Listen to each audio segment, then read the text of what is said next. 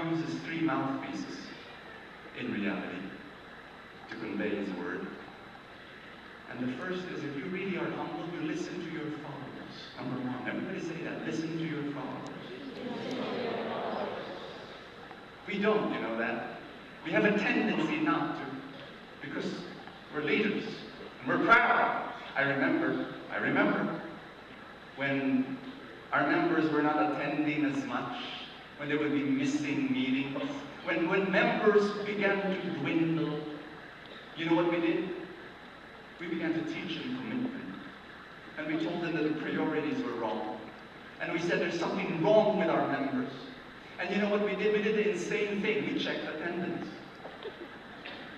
We issued threats. Oh yeah? If you have 3 absences, we will strip you out of our membership roll. We never did, by the way.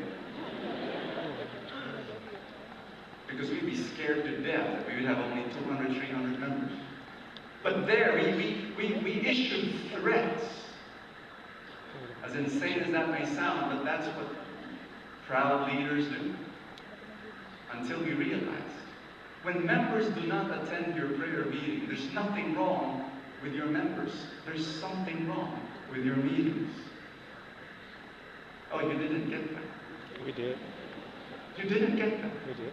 I need to say it again. When members are not attending your prayer meetings, there's nothing wrong with your members. There's something wrong with your meetings. It's no longer life-giving. They're no longer receiving the blessings. They don't have this urge. And what do? You check attendance and you tell them, be committed.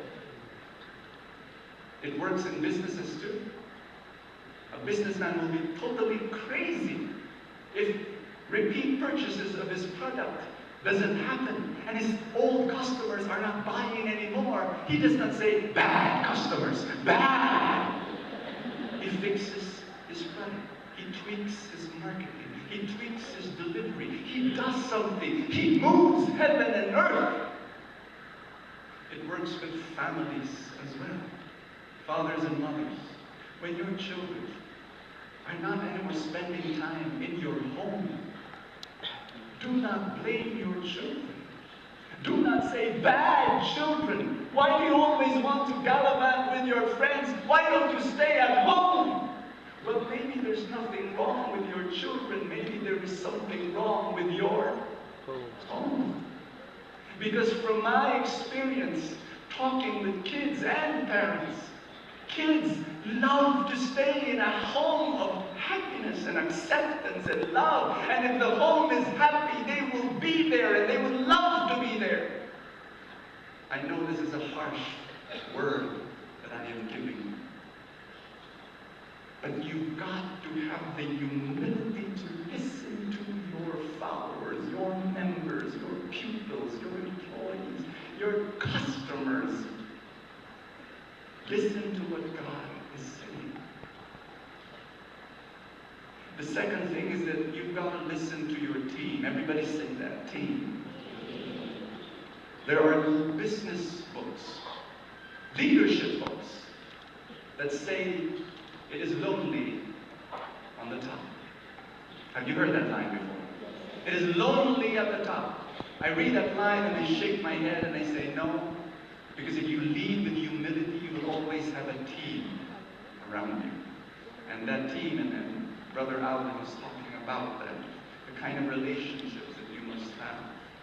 And when you are a humble leader, you listen to your team because you know that you've got weaknesses and they've got strength and you complement one another. Not only that, but you raise up leaders as a humble leader. When you raise up leaders, you want that leader to be better than you are.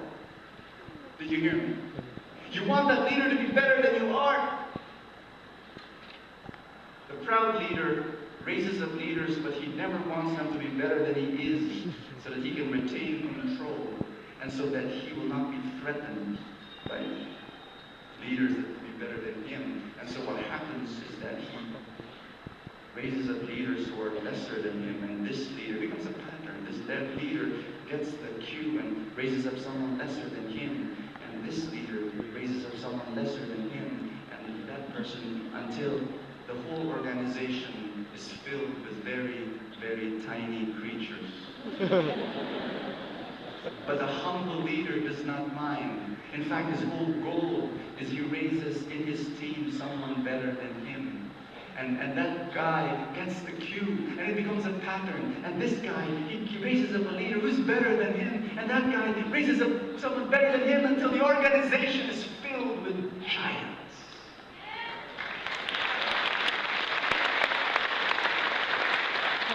I want you to know, and I say this with deep, deep pride and joy in light of Jesus, I am surrounded by giants.